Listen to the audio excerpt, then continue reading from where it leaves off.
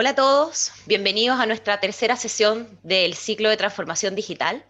Mi nombre es María Jesús Jiménez, yo soy directora de la Fundación de Egresados de la Facultad de Economía y Administración de la Universidad Católica y hoy día en conjunto con la Escuela de Administración de la Facultad estamos invitándolos a vivir esta tercera sesión donde nos acompaña nuestro profesor titular Pablo Marchal, quien es estadístico de la Universidad Católica y tiene un magíster en Economía de la Universidad de Chile. Adicionalmente, Pablo es doctor en estadística del London School of Economics y además es especialista en temas de Big Data, Analytics, Marketing, investigación de mercado, modelos de marketing y proyección de demanda. Hoy vamos a hablar sobre la importancia de los datos. Al igual que en las sesiones anteriores, les vamos a pedir que por favor vayan dejando sus preguntas en el chat porque al final tendremos una sesión de preguntas que yo moderaré hacia Pablo.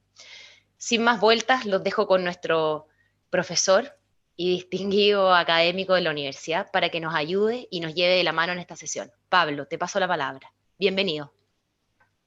Muchas gracias, María Jesús. Está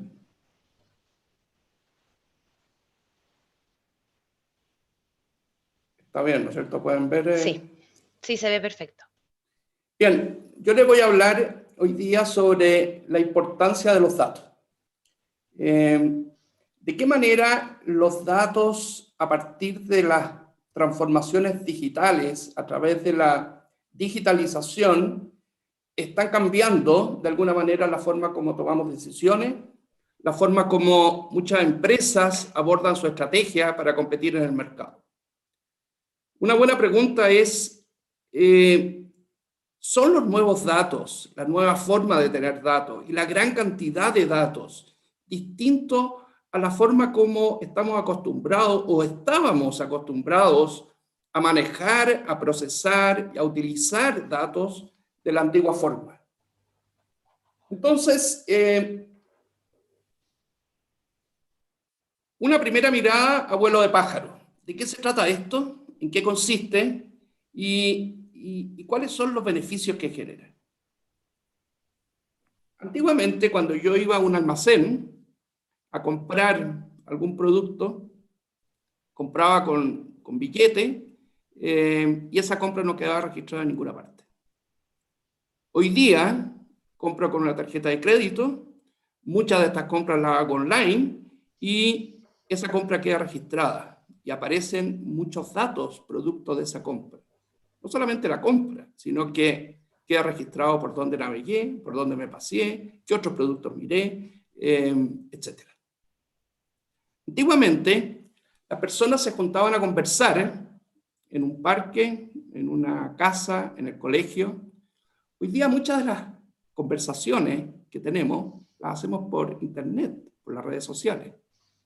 Todo eso queda registrado, todo eso son datos y todo eso puede ser analizado de alguna forma para ayudarnos a tomar mejores decisiones.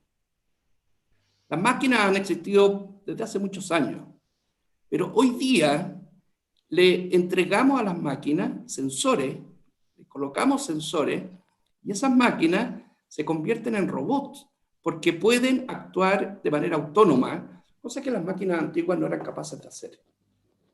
Toda esta transformación digital, toda esta digitalización, todas estas tecnologías que nos permiten obtener todos estos datos, están generando una gran cantidad de datos que a través del analytics, que es la forma como se analizan los datos, se genera información.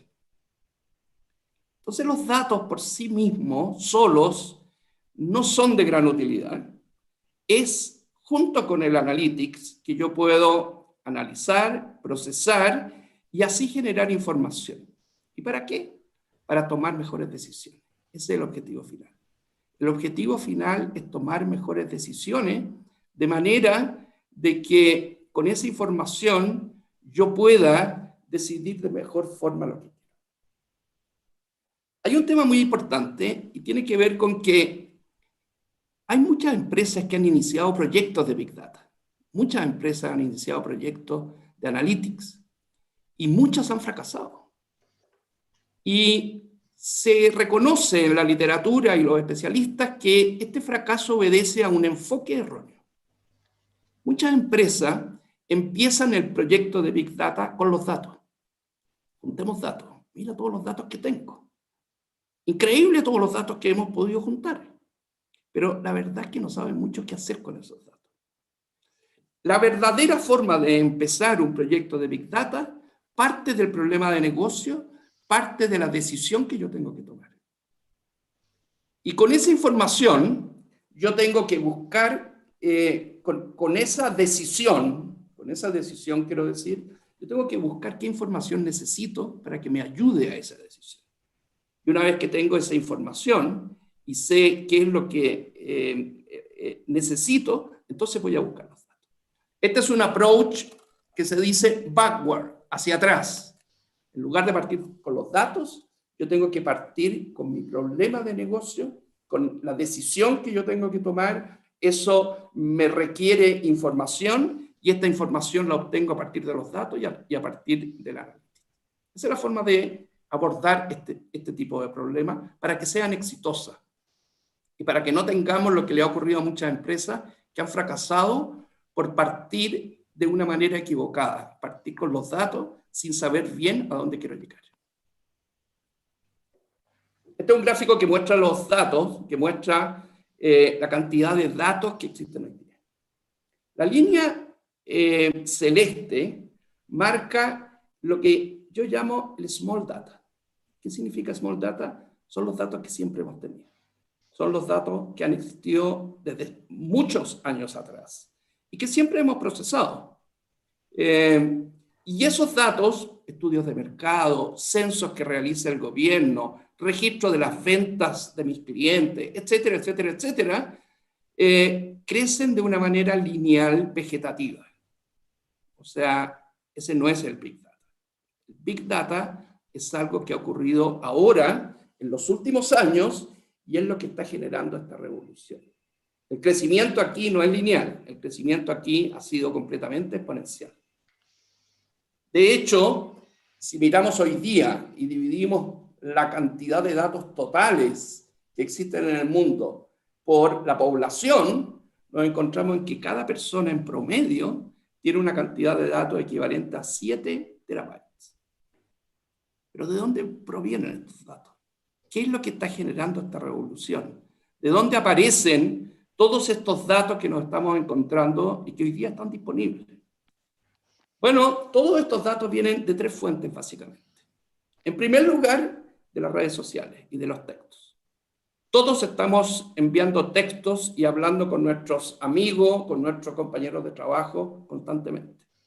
Toda esa comunicación en redes sociales queda registrada y eso es una de las grandes formas de explicar, grandes fuentes de estos datos que tenemos acceso hoy día. En segundo lugar está el Internet de las cosas. Muchas máquinas a las cuales le hemos colocado sensores pueden medir cosas. Gracias a la tecnología, nuevamente, podemos tener sensores y medir ciertas variables que nos interesan. Y eso es lo que llamamos el Internet de las cosas. Hay muchas empresas que tienen muchos datos a través de estos sensores. Y por último están las transacciones. Las transacciones que yo hago con mi compra online y toda la interacción que tengo en la red, no solamente las transacciones. Esas son las fuentes de los datos. De ahí vienen los datos y de ahí viene esta revolución de gran cantidad de datos disponibles. La pregunta es, ¿cuál es el límite de todo esto? ¿Hasta dónde vamos a poder llegar? Hace un par de semanas apareció en el diario este caballero que se llama Neil Harbison. Es inglés y él se ha colocado ciertos sensores en su cuerpo, de manera que ahora ya no tenemos solamente el Internet de las cosas, tenemos el Internet de las personas. Neil se colocó una cámara de manera de poder mirar mejor. Además se colocó un sensor en su rodilla, de manera de que cada vez que él se está mirando hacia el norte, este sensor le envía una señal y él lo sabe. No solamente eso, se colocó un diente de manera de que en el transcurso del día, a medida que va pasando las horas del día, ese diente va subiendo su temperatura. Me han dicho que ahora se sacó el diente porque carreteaba mucho y a alta hora de la madrugada se le calentaba demasiado el diente. Pero estamos incluso en el Internet de las personas. ¿Cuál es el alcance de este Big Data? La gran pregunta es, ¿este Big Data es igual a los datos que teníamos antes? ¿El Big Data es igual al Small Data, solo que tenemos más de esto? O sea que la única diferencia es que necesitamos un almacenamiento más grande para guardar todos estos datos. Pero al final, el uso, las decisiones, para qué nos sirve, el valor es el mismo o esto es distinto. Hay un cambio cualitativo en este Big Data respecto a los datos que siempre hemos tenido, siempre hemos analizado y siempre nos han ayudado a tomar decisiones.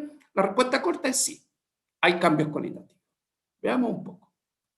El Big Data típicamente se asocia con las 3 F. Hay 3 componentes que definen y que se puede entender el Big Data a través de estas 3 F. Y esto es volumen. El Big Data tiene muchos datos. En segundo lugar, es velocidad. El Big Data tiene que ver con datos rápidos, de alta velocidad, en tiempo real. Muy importante en el Big Data. En tercer lugar, variedad. El Big Data tiene que ver con muchos tipos de datos. Antiguamente, los datos eran esencialmente estructurados, esencialmente numéricos. Hoy día tenemos acceso a muchos más tipos de datos y eso quizás es la característica más importante del Big Data y lo que ha generado esta verdadera revolución y el verdadero impacto cualitativo distinto en el Big Data. Un par de observaciones respecto del volumen. Esta es una base de datos de clientes de una empresa, una base de datos estructurado. Muchas empresas donde ustedes trabajan o trabajarán en el futuro o que ustedes conocen, tienen bases de datos de este tipo.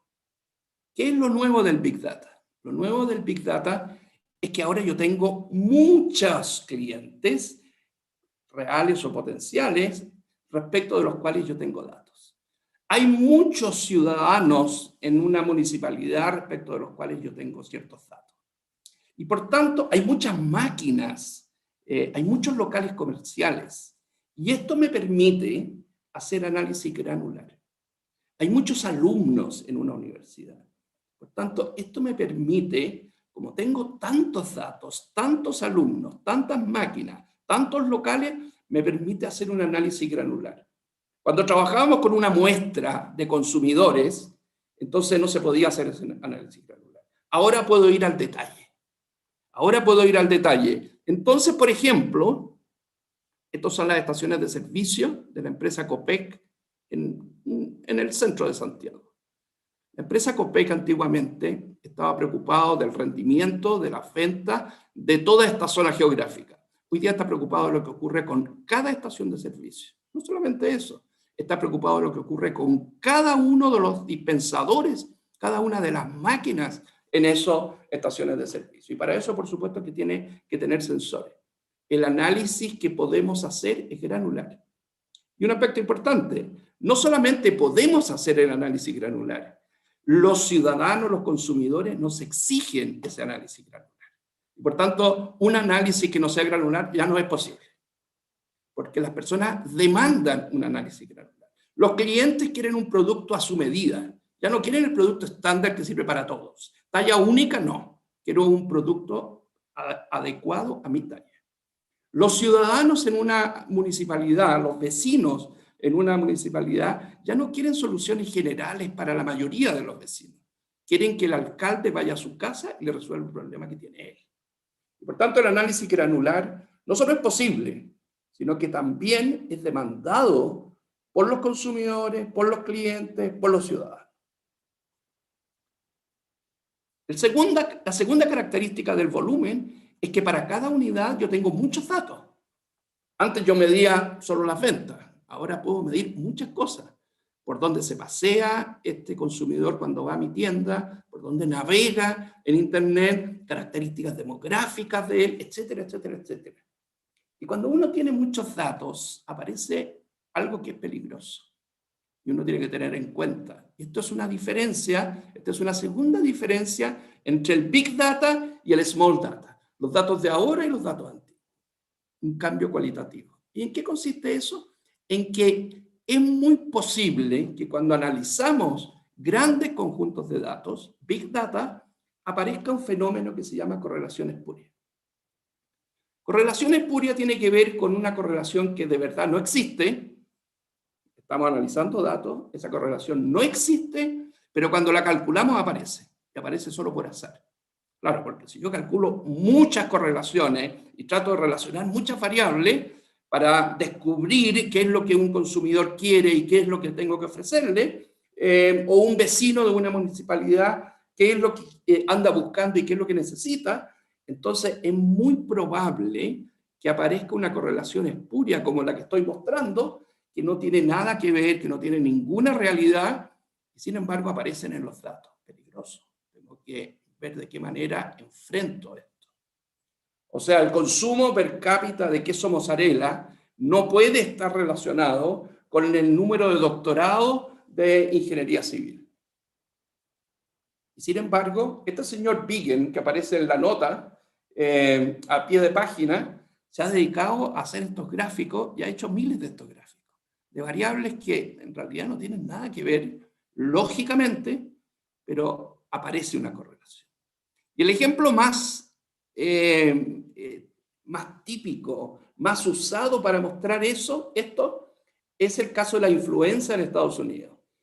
El ejemplo se puede replicar con la pandemia actual, pero este ejemplo tiene que ver con la influenza en Estados Unidos. Este es un artículo que apareció en la revista Nature, que es probablemente una de las revistas científicas de mayor prestigio en el mundo. Ocurre que el Ministerio de Salud de Estados Unidos predice todos los años, desde hace muchos años, a través de un modelo, la cantidad de casos de influenza que van a haber en ese año.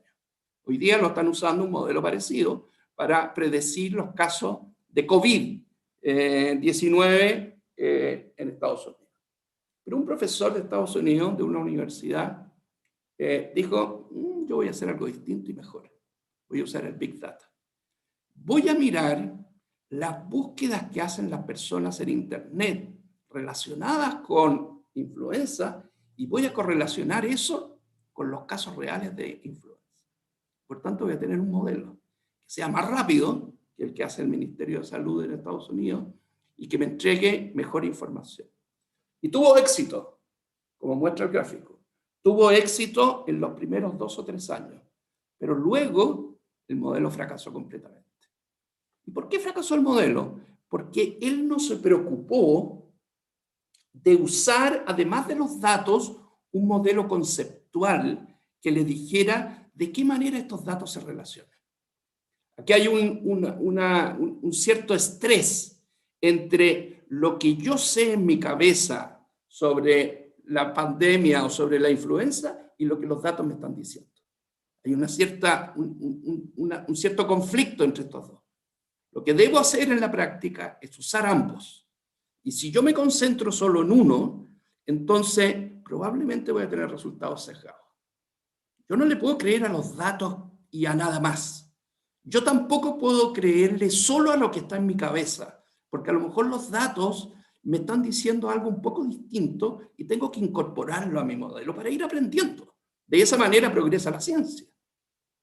Entonces hay un conflicto entre modelos y datos. Quizás la postura correcta es un poco al centro de esto, pero hay personas que son poco aficionados a los datos y que les gusta tomar decisiones solo con lo que ellos tienen en su cabeza, con su experiencia y con su intuición, y bueno, y se equivocan. Y hay personas que, como muestra este ejemplo, solo miran los datos. Este profesor no tenía idea de pandemia. Era lo mismo, él lo único que hizo fue buscar los datos, correlacionar y hacer un modelo. Correlación espuria. Peligroso. Yo tengo que tener un cierto modelo que me ayude a por dónde voy a buscar. ¿Cuáles son los datos que realmente me sirven? La segunda característica de estas 3B del Big Data tiene que ver con velocidad. Hoy día queremos datos ya, queremos la solución hoy día. No me diga que de aquí a 5 años yo le voy a hacer una reforma y vamos a estar todos mejor. 5 años es infinito. Hoy día el mundo es dinámico y queremos soluciones ahora ya. Respecto a la velocidad y el Big Data, hay 3 tipos de empresas. Primero, hay empresas que nacieron en la era digital y que los datos y el uso de los datos en tiempo real es natural. El caso de Uber, el caso de Netflix, inmediatamente que yo termino de ver una serie, Netflix me dice lo que me recomienda. El caso de Amazon, inmediatamente que yo compro un libro en Amazon, Amazon me está ofreciendo otro. Me dice, a lo mejor este también le interesa. Tiempo real. Para esas empresas, la velocidad es central. Usan datos y usan datos en tiempo real con alta velocidad. Después, los datos probablemente pierden su importancia. Hay un segundo tipo de empresa, probablemente no nacieron en la era digital, que están usando los datos y el Big Data y el Analytics para mejorar la relación con sus clientes y para mejorar sus procesos. El caso de UPS. UPS reparte encomiendas. Y la forma antigua de repartir encomiendas con su vehículo es, se le entrega al chofer de uno de estos vehículos una pauta de cuál es el recorrido que tiene que hacer en el día. La forma moderna que usa UPS y muchas empresas como ellos es que esta pauta es dinámica. Según características del cliente, según características del tráfico, según características del tiempo, el recorrido va cambiando. El recorrido ya no es igual. Y por tanto, de manera dinámica, yo le estoy entregando información a ese vehículo de cuál es el recorrido que tiene que hacer ahora. Cambió la ruta, cambió el orden de los clientes donde usted tiene que hacer. Y las ganancias en disminución de costo que tuvo UPS fueron millonarias. Estamos hablando de varios millones de dólares gracias al uso de los datos. Ya disminuir los costos de despacho, ya generar ahorros de combustible y ganar más clientes, grandes ganancias. Esos son un segundo tipo de empresas. También hay empresas como la caja vecina del Banco Estado, donde el obtener los datos antes le genera ganancias. ¿Cuál es el problema de caja vecina? Caja vecina es una especie de pequeño banco donde yo puedo hacer operaciones financieras y que Banco Estado se lo ofrece a los almacenes. Especialmente dirigido a personas que no tienen acceso al sistema bancario, al sistema financiero. Pero hay algunos almacenes que después de un tiempo no les gusta esto, no les ven el beneficio y quieren devolver la caja vecina. Y le dicen al Banco Estado, ¿sabe qué? Sáqueme la caja aquí, yo no la quiero. Me voy a ir con la competencia. Me voy a ir con otro sistema que me está ofreciendo algo mejor. Bueno, ¿cuál es el problema que tenía Banco Estado? El problema que tenía Banco Estado es que una vez que la persona del almacén tomaba esa decisión, ya no había vuelta atrás, ya la había tomado. Y yo no puedo convencerlo de que es mucho mejor la caja vecina del Banco Estado. Y por tanto, no podían revertir las pérdidas que tenían producto que algunos clientes se iban. Entonces, ¿qué es lo que quiere Banco Estado? Banco Estado quiere predecir anticipadamente cuando hay un cliente que no está satisfecho, que no le está gustando mucho, de manera de poder yo actuar y mostrarle todos los beneficios que tiene esta caja vecina. Y si yo no lo hago a tiempo, entonces ya perdí. Hablaba el otro día con directores de un instituto técnico profesional. Y entonces me decía, los alumnos toman la decisión de no matricularse el año siguiente en septiembre.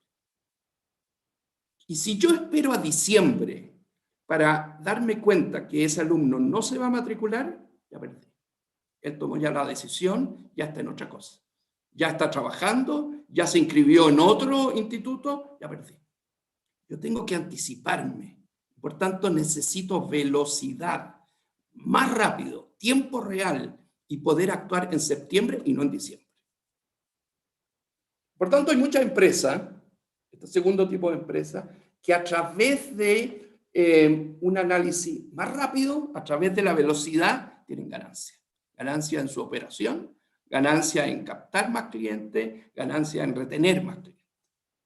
Pero hay un tercer tipo de empresas que quizás son las más interesantes, que tienen que ver con aquellas que han cambiado la forma como hacen negocio. Y esto tiene mucho que ver con la velocidad. Déjeme mostrarle un ejemplo. Después le voy a mostrar otro ejemplo, pero aquí le voy a mostrar un ejemplo. Copec tiene una división lubricante. Y uno de sus clientes más importantes son los camiones de las empresas mineras. ¿Qué es lo que hacía Copec? Copec vendía tarros de aceite para los camiones.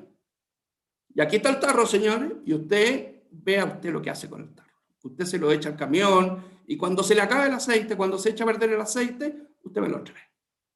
Perdón, usted me dice lo que necesita y yo le envío de nuevo. Usted me trae la orden y yo le envío el aceite de nuevo. ¿Qué es lo que descubrió Copec? Copec descubrió que podría hacer otra cosa. Podría ofrecer no solamente el aceite, sino que además un servicio digital, de manera de que ahora Copec puede colocar sensores en los camiones y de manera instantánea se da cuenta de que ese camión no tiene suficiente aceite. De manera instantánea se da cuenta que el aceite de ese camión, granular, camión por camión, que el aceite de ese camión tiene problemas, tiene impurezas y no está haciendo funcionar bien el motor.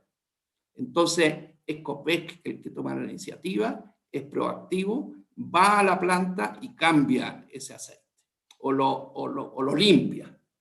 Entonces, es otro servicio. Yo no solo vendo,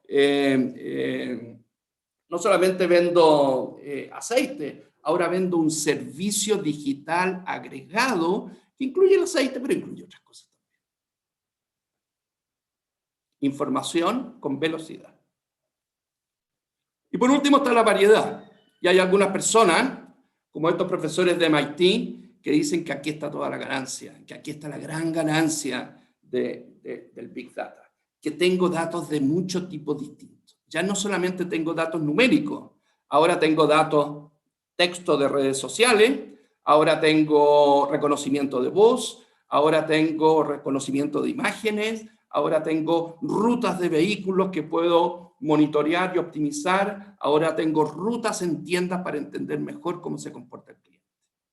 Y por tanto, la variedad muchas veces me da la gran ganancia del Big Data, el gran salto del Big Data. No solamente datos numéricos, datos de muchos tipos distintos que integrados me da mucha mayor ganancia, me da mucha mayor valor.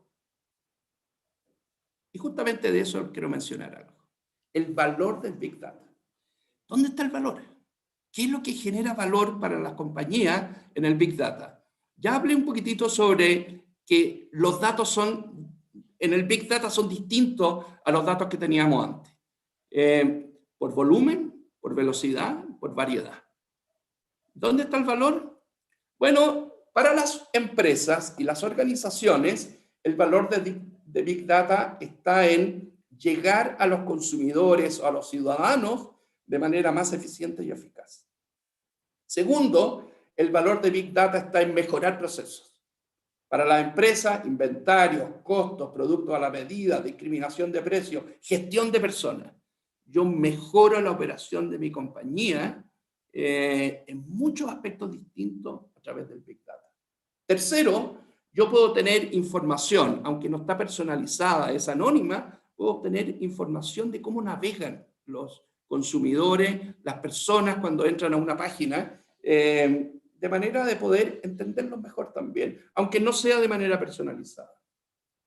A través del Big Data yo puedo entender mejor y conocer mejor con detalle a los consumidores y por tanto desarrollar productos de nicho que de otra forma no serían posibles.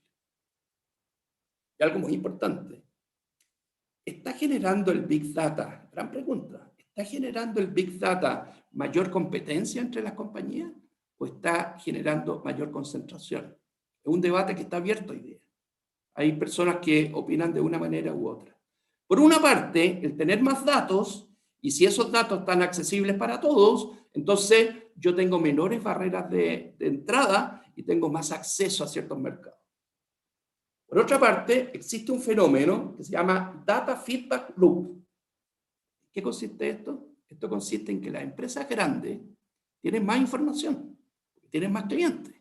Y si tienen más información porque tienen más clientes, pueden mejorar sus procesos, pueden conocer más a sus clientes y pueden ofrecer productos de mejor calidad. Y si pueden ofrecer productos de mejor calidad y pueden hacer mejor targeting, entonces van a volver a ganar. Porque tienen más datos, ganan y al ganar van a ser más grandes y eso les va a significar más datos y más grandes todavía. Esta teoría dice que los grandes se están haciendo más grandes todavía con el uso del Big Data. Las personas también ganan con el uso de Big Data. Las personas ganan ciertos beneficios cuando entregan información, ganan beneficios porque se les ofrece productos más adecuados a lo que ellos necesitan, que se ajusta mejor a sus necesidades, ganan un targeting que es más eficaz y por tanto disminuye los costos de información, o esto también podría ser ganancias potenciales. A lo mejor las empresas no están todas utilizando los datos de la mejor manera y este beneficio todavía no nos llega a los consumidores en algunos casos. Y si pueden producir productos de nicho, entonces yo me puedo beneficiar si es que ese producto responde a una necesidad que yo tengo. Las empresas también tienen costos de captar, almacenar y analizar estos datos, tienen costos cuando invaden la privacidad de los consumidores, de los ciudadanos, y por tanto eso genera también costos para las empresas en términos de reputación y de lealtad de los clientes. Las personas también tienen costos psicológicos de perder la privacidad, costos de tiempo y esfuerzo en mensajes que yo no ando buscando. A todos nos ha pasado que nos llega un mensaje, un SMS o un email de productos que no tengo ninguna posibilidad de comprar o que ya compré y que no voy a comprar de nuevo. Por ejemplo, yo me compro una cámara fotográfica y me empiezan a llegar mensajes de cámara fotográfica. Pero si ya compré la cámara fotográfica, ¿hasta cuándo me mandan ofertas de cámara fotográfica? Lo que debieran mandarme es ofertas de lentes, ofertas de estuche, ofertas de memoria, pero a veces las compañías no lo hacen así. En cuarto lugar, quiero hablarles brevemente sobre aplicaciones de Big Data. Hay dos particularmente que me gustan mucho y que quiero mostrárselas. Una de las grandes aplicaciones de Big Data, quizá una de las pioneras, la hizo General Electric. ¿Qué es lo que hacía General Electric? General Electric fabrica máquinas grandes, turbinas para aviones, motores para hacer funcionar plantas de extracción de petróleo y gas. Es el negocio, o era el negocio de General Electric. Hasta que General Electric se dio cuenta de algo, parecido al ejemplo de Copec. Se dio cuenta que podría dotar a sus máquinas con sensores y esos sensores podrían avisarle al dueño de la máquina, a quien la está usando, de cuándo esta máquina requiere mantención. Y por tanto, no es que yo use la máquina y de repente se echó a perder y estoy una semana sin usar la máquina. Cada día de estas máquinas grandes en la industria del petróleo o del gas son miles de dólares perdidos. Y por tanto, anticiparme velocidad, anticiparme y poder programar mantenciones con esa máquina es central y significa un montón de ahorro. Pero General Electric no solamente se entendió eso, entendió otra cosa. Entendió que ellos podían conectar las máquinas, porque las máquinas en una planta no operan solas, sino que operan conectadas. Y si ellos conectan las máquinas y obtienen información de ellas, podrían optimizar su funcionamiento, de manera que la vida útil de la máquina sea mayor, de manera que el tiempo hasta la próxima mantención sea mayor, etcétera, etcétera, etcétera. Más eficiente la operación, menos tiempos perdidos. Pero General Electric se dio cuenta de otra cosa más. Le ofreció a los clientes colocar estos sensores en las máquinas fabricadas por otros fabricantes, que no eran General Electric. Usted tiene otras máquinas que no son General Electric, no se preocupe. Yo le coloco los sensores y yo tengo la planta completa conectada. Y yo manejo todo el sistema de comunicación y todo el sistema de eficiencia y todo el sistema de mantenciones de las máquinas en su planta. Eso genera un cambio brutal en la forma como General Electric se relaciona con sus clientes. Es completamente distinta. ¿Y eso qué tiene? Tiene volumen de datos, eso tiene velocidad de datos, porque tengo que estar en tiempo real monitoreando lo que pasa, y eso tiene variedad, porque no solamente registro datos numéricos, también registro imágenes, también registro textos, etc.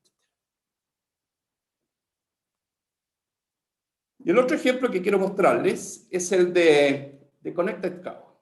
Este lo pueden buscar en Google, y a mí me gusta mucho. ¿Ustedes saben cuáles son las grandes preocupaciones que tiene un granjero? Las dos grandes preocupaciones que tiene un granjero es que no entre una pandemia, una enfermedad, y se le mueran todas las vacas. Esa es una gran preocupación. Y la segunda gran preocupación de un granjero es la inseminación artificial. ¿En qué momento tengo que hacer la inseminación artificial? Y ocurre que las vacas tienen un periodo de celo muy corto. Y peor todavía, ocurre típicamente en la noche. Por tanto, este granjero está despierto de día y de noche esperando que las vacas entren al periodo de celo para hacer la inseminación artificial. Entonces, esto es un problema, esto es poco eficiente. Muchas veces se le pasa el periodo de celo, muchas veces llega tarde el granjero y no puede hacer la inseminación artificial para tener una buena producción de ternero. ¿Qué es lo que descubrió un científico japonés?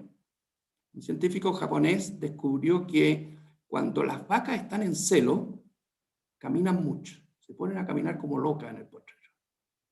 Entonces, este granjero que leyó ese paper, le puso a todas sus vacas un sensor en las patas, de manera de contar los pasos que daba la vaca. Entonces ahora tiene un computador con todas las vacas en una ventana de su computador y está mirando los pasos que da. Así puede detectar exactamente en qué momento la vaca entra en el periodo de celo y en qué momento tiene que hacer la inseminación artificial. Quiero hacer hincapié en 4 aspectos muy importantes de este caso que tienen que ver con el uso de Big Data. 4 enseñanzas que nos da este caso. Primero, todo parte de un problema de negocio. Todo parte de un problema que tiene que ver con una decisión que yo tengo que tomar. Si usted no tiene eso, ¿para qué va a ir a buscar datos? Si usted va a ir a buscar datos porque es entretenido y porque es novedoso, bueno, ese es su hobby. Hágalo en las tardes, en la noche. Pero en una empresa, en una compañía, en una organización, lo que nos interesa es tomar mejores decisiones y nosotros tenemos ciertos dolores. Y esos dolores son los que a través del Big Data podemos resolver. Y el granjero entendió eso. El granjero dice, bueno, este es mi problema. Yo quiero tener más eficiencia en la producción y eso significa darme cuenta más rápido del periodo de celo de la vaca. En segundo lugar, ustedes se dan cuenta la cantidad de cosas que yo le puedo medir a una vaca. Yo le puedo poner sensores por todas partes y medir miles de cosas a la vaca. Pero este granjero descubrió a través de este paper del científico japonés que había que medir solo una cosa: cuántos pasos daba la vaca. Y por tanto, esto de buscar y buscar datos y recolectar datos cuando no sé para qué me sirven, está mal. Un experto en Big Data en Estados Unidos, con el cual me tocó conversar, decía, no existe el Big Data, lo que existe es el Smart Data, los datos inteligentes que resuelven mi problema. Y no recolecte datos por recolectar datos, recolecte los datos que usted necesita. Cuando partí la charla dije, yo tengo un problema de decisión, ese problema de decisión requiere información y esa información requiere datos. Eso es lo que hizo el granjero. y fue a buscar los datos que necesitaba, y no cualquier dato. Tercera enseñanza de este caso, de este ejemplo, foco. Resuelva un problema. Si usted cree que con toda esta cantidad de datos que tiene va a resolver todos los problemas de la compañía, está equivocado. Resuelva un problema. Una vez que tenga resuelto el problema número 1, pasa al 2. Y del 2 pasa al 3. Foco en la resolución de problemas cuando usted trabaja con Big Data. Y cuarto, muy importante, como en muchas cosas de nuestro trabajo, de las empresas, de las organizaciones, creatividad. Esto no se resuelve solo, esto no es automático. No es que usted tenga los datos y solo todo va a ser mejor. No es tan así. Usted necesita creatividad. Y aquí el japonés aportó la creatividad. El científico japonés, le mostró a esta organización, a esta granja, que a través de contar los pasos, usted puede hacer toda esta mejora. Entonces, un ejemplo muy interesante, me parece a mí. Hay otros casos. Hay múltiples aplicaciones de lo que es Big Data, pero me gustaría, para terminar, mostrarles una metodología analítica. Porque no basta con tener los datos. Yo tengo que analizarlos. Y les voy a mostrar un ejemplo. Probablemente ustedes ahí no ven mucho o no ven nada. Bueno, es exactamente la idea que yo quiero con esa diapositiva. Hace un tiempo trabajé con una empresa productora que organiza conciertos en la ciudad de Santiago. Entonces hubo un concierto el año 2017 en Santiago, y después del concierto, esta empresa le envió un mail y encuestas, de manera de que los asistentes podían hacer recomendaciones para el próximo año. ¿Qué cambiaría usted? ¿Qué le pareció mal? ¿De qué manera podemos mejorar este concierto si lo repetimos el próximo año? Esa es la pregunta. A este concierto fueron 200.000 personas. 200.000 personas pueden opinar. Yo lo que tengo ahí son apenas unos pocos comentarios. ¿Usted puede sacar alguna conclusión de lo que está en esa slide? Seguro que no. Yo no puedo sacar ninguna conclusión. Típicamente este tipo de datos ni siquiera se analizaban en la encuesta, en las redes sociales.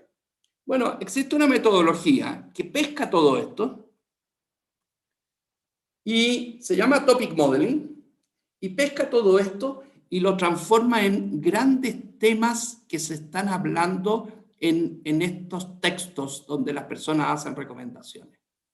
Y a través de palabras que van contiguas unas con otras, forma tópicos. El problema es que la metodología no le coloca título a los tópicos, pero sí me dice qué palabras contiene ese tópico. Bueno, mira el tópico número 2.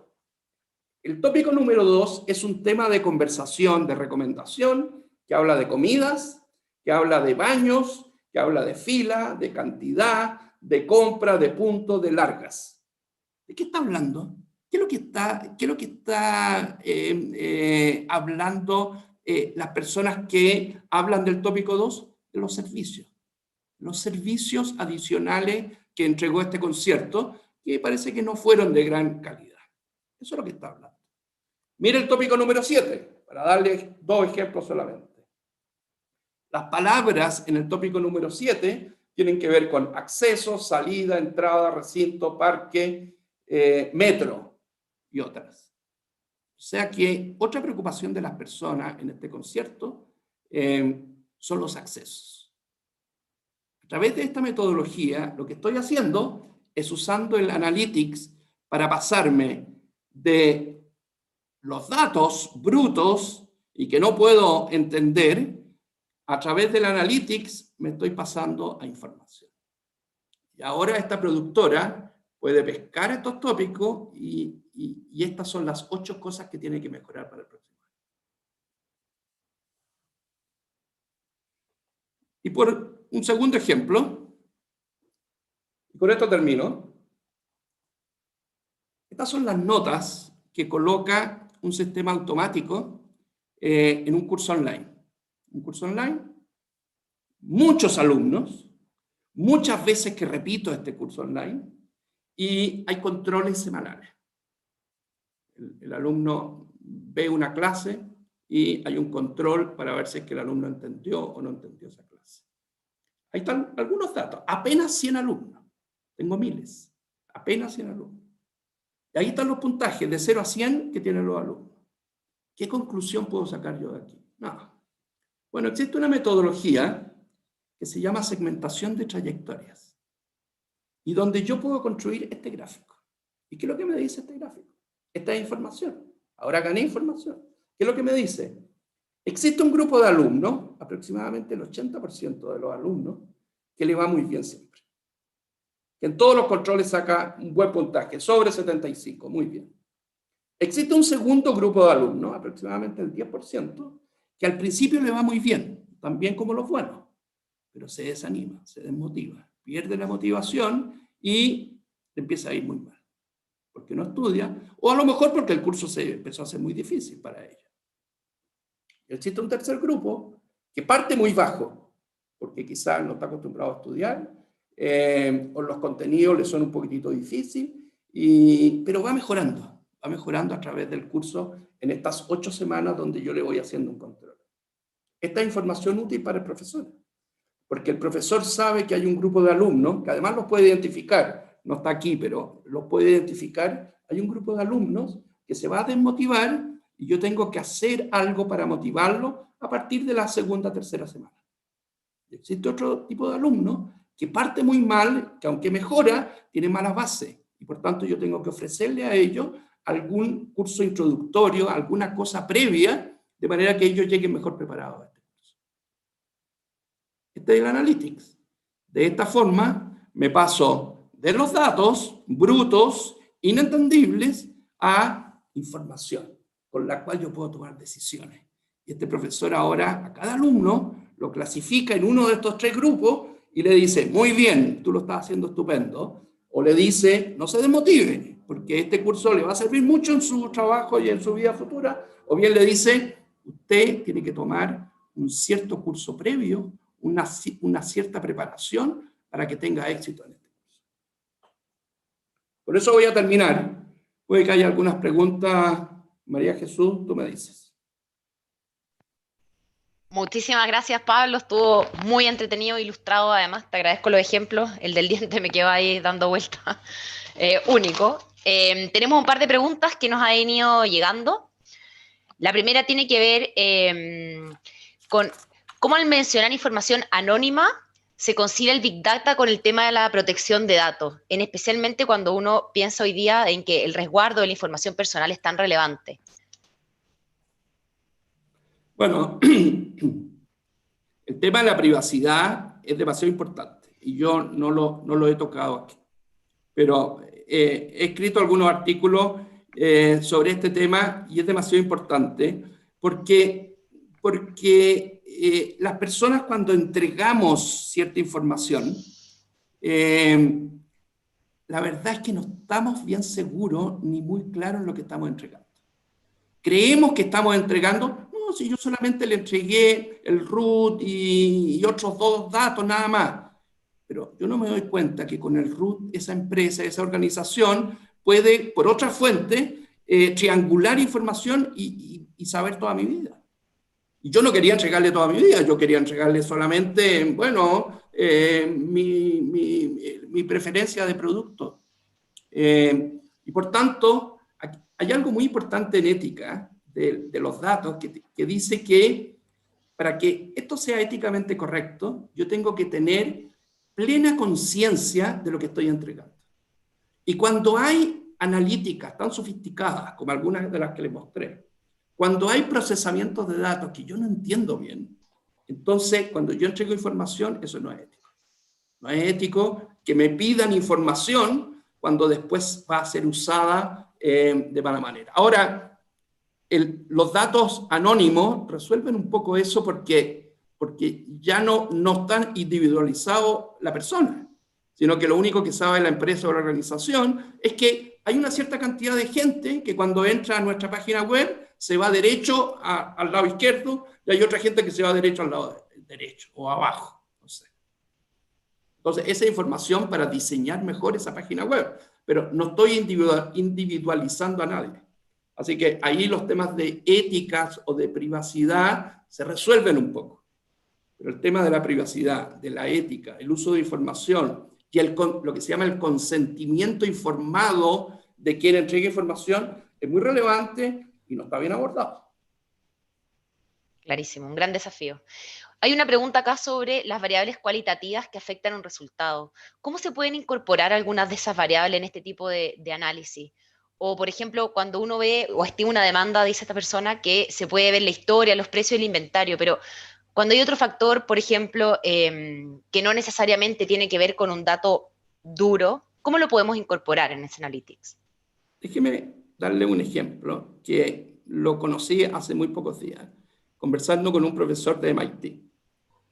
Las máquinas, los robots, que estamos empezando a ver por todas partes y que nos están reemplazando a nosotros, usan ese tipo de datos, datos concretos. Entonces yo le doy una instrucción a la máquina que tengo yo en mi casa que aspira todo el departamento. Entonces yo le doy una instrucción, mire, recorra todo el departamento y vaya aspirando todas las mugres que encuentre. Lo que han descubierto en MIT es que yo puedo hacer esa máquina más inteligente, tan inteligente como un ser humano, agregándole cierta información cualitativa. Por ejemplo, cuando usted se encuentre, máquina aspiradora, cuando usted se encuentre con una mesa con silla, probablemente eso es el comedor, y si es el comedor, debe estar un poco más sucio en el piso. Cuando usted se encuentre con un juguete de niño aspirando mi departamento, probablemente ahí hubo un niño jugando y los niños dejan mugre más que los adultos. Entonces tenga especial preocupación ahí. Coloque su motor a máxima potencia porque ahí va a tener que aspirar mucho, etc. En los automóviles que se manejan autónomos, están diseñados para reconocer imágenes y ir de un lugar a otro a través de una conexión satelital que les dice cómo está el tráfico, por dónde conviene irse, etc. Es el auto común y corriente. ¿Qué es lo que están descubriendo en MIT? Que uno le puede agregar cierta información a ese auto que le llaman información de contexto. Y resulta que esta información de contexto sería exactamente la diferencia entre una máquina y el ser humano. Y por tanto, con esta información de contexto, podríamos producir máquinas que hacen exactamente lo mismo que el ser humano.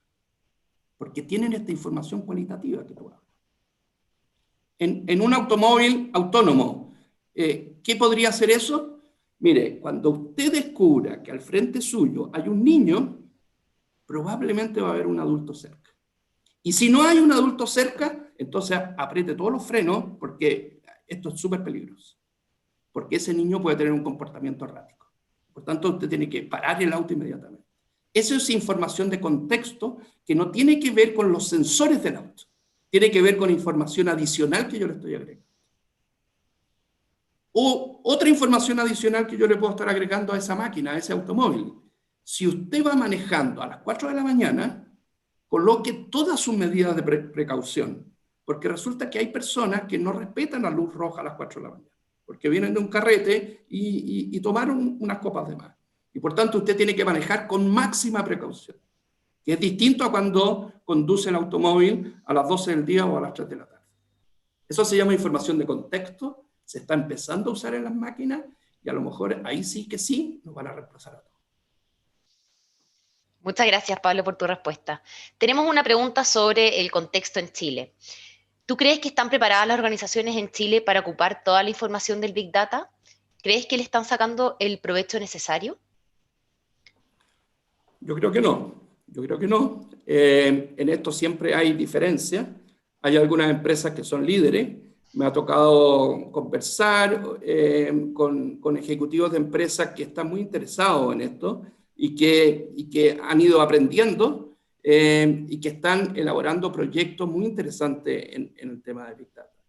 Pero también observa uno empresas grandes, empresas de tamaño muy considerable que todavía no han entrado al Big Data, que no lo entienden bien. Hay una cierta resistencia, porque basarnos en los datos significa que ese ejecutivo pierde poder.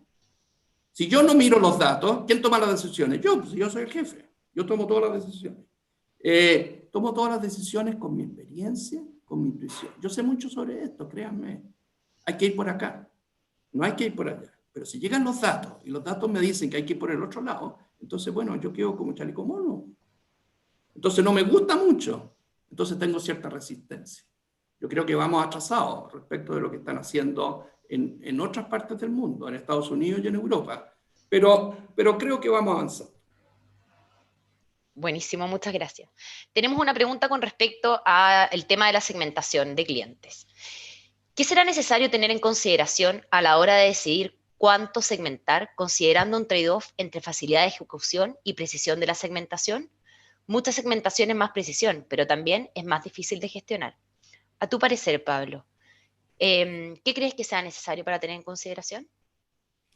Bueno, algo muy importante que hemos aprendido en marketing ya hace mucho tiempo es que los clientes son distintos. Y por tanto, lo primero que diría yo es que es muy importante hacer una segmentación. Es muy importante hacer una segmentación porque creer que los clientes son todos iguales, que tienen el mismo valor, creer que todos los clientes tienen las mismas necesidades es completamente erróneo. Eso está completamente demostrado en marketing, que los clientes tienen distinto valor, tienen distintas necesidades y por tanto mi propuesta de valor para ellos tiene que ser diferenciada. Ahora hay distintas formas de segmentar. Por supuesto, uno puede partir por hacer segmentaciones más básicas y esas segmentaciones las voy a ir depurando y mejorando con el tiempo. Yo no creo necesariamente que uno tenga que partir por cosas demasiado sofisticadas, porque hay que partir por cosas que uno vaya masticando un poco, vaya aprendiendo. No por cajas negras. Una caja negra que me dice, mire, estos son los segmentos, ¿de dónde lo sacó y cómo lo sacó y qué significa? Me genera desconfianza. En la medida que yo parto por cosas básicas, donde yo voy entendiendo lo que está haciendo el modelo, el analytics, después puedo ir progresando para hacerlo más sofisticado, ir afinando pequeños tornillos por aquí y por acá, de manera de hacer una mejor segmentación. Eso podría ser una buena estrategia. Perfecto. Nos queda, yo creo que tiempo para una pregunta más. Nos quedan un par de minutos. Acá una persona pregunta, ¿cómo crees tú que se podría reactivar la industria turística a través del Big Data? Muy buena pregunta. No me ha tocado trabajar en la industria turística. La verdad es que sí he leído algunos papers sobre uso de Big Data en la industria turística. Yo creo que tiene aplicación y en la medida de que yo conozca mejor al pasajero, al cliente, al turista, entonces voy a poder ofrecer de mejor manera productos que le gusten a él. Por supuesto que esta pandemia ha cambiado el paradigma. Esta pandemia ha cambiado el paradigma. Y por tanto, ese consumidor, ese pasajero, ese turista, hasta el año 2018, hoy día probablemente es distinto. Y por tanto, lo que yo diría es, busquemos formas de obtener datos de cuáles son las preocupaciones que tiene este turista, de qué es lo que él cree que va a hacer en el futuro, de manera de poder ofrecerle servicios turísticos que se adecúen a su nueva realidad, a sus nuevas necesidades, a sus nuevos sustos por una pandemia, por esta misma o por otra que pueda aparecer. Lo importante es conocer a ese cliente y para eso tenemos que hacer mediciones y analizar esos datos de manera de tener información de qué es lo que cambió con nuestros clientes y si cambió para siempre o cambió solo por ahora y por tanto, ¿qué decisiones debo tomar yo? Pero hay que hacer todo el análisis. Perfecto, muchísimas gracias.